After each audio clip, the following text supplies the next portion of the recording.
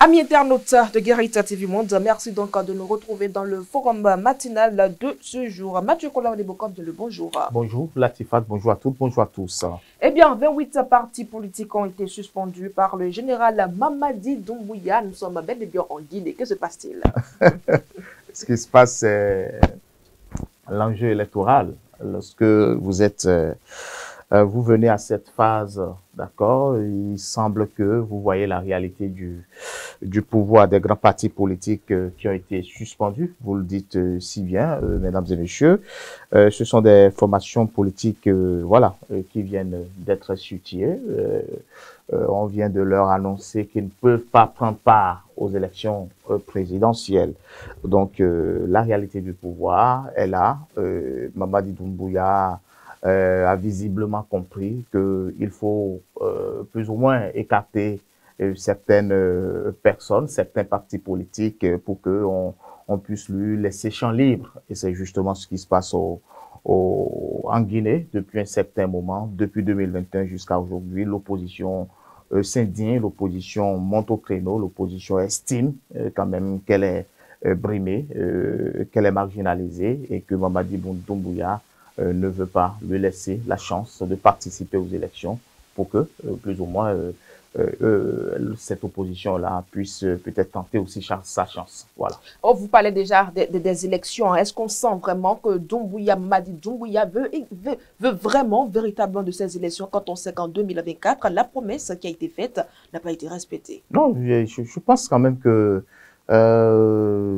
Doumbouya a compris très tôt que lorsqu'on est à la touche, d'accord, c'est évident qu'on joue très bien à la bouche et qu'on puisse peut-être dire que l'autre qui est sur le terrain, le joueur professionnel, ne fait pas bien son jeu. Donc, Mamadi Doumbouya arrivé au pouvoir en 2021, d'accord, renversant Alpha Condé, il faut le repréciser, pensait que le pouvoir était si facile. Mais arrivé au pouvoir à un certain moment, il a compris qu'il faut instaurer un nouveau système, d'accord.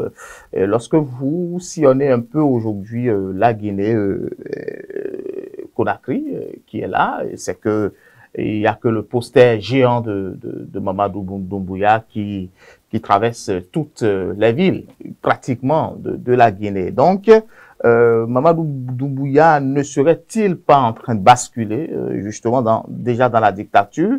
Visiblement, on peut le dire parce que beaucoup de Guinéens estiment qu'on ne leur donne pas le champ libre et même depuis 2021 jusqu'à ce jour, on n'a même pas encore le code électoral qui soit élaboré, on n'a pas encore une constitution qui soit définie pour qu'on puisse savoir qu'il y a un canevas clair, d'accord, pour les partis politiques, pour les acteurs politiques qui semblent dire, voilà, nous marchons sur cette constitution guinéenne. Personne ne peut l'affirmer. Et Mamadi Doumbouya, oui, sans les tests d'une république, sans un code électoral élaboré, il a toujours le champ libre à pouvoir circuler comme il le veut, à s'imposer comme il le veut. Donc, lorsque vous êtes opposant à Mamadi Doumbouya et que, bon, vous voulez dire contraire à ce que lui dit, c'est que soit la prison vous attend, soit que l'exil vous l'attend, ou soit la disparition telle qu'on le dit vous attend parce qu'il y a certains journalistes qui sont disparus, certains opposants qui sont disparus et la situation est toujours chaotique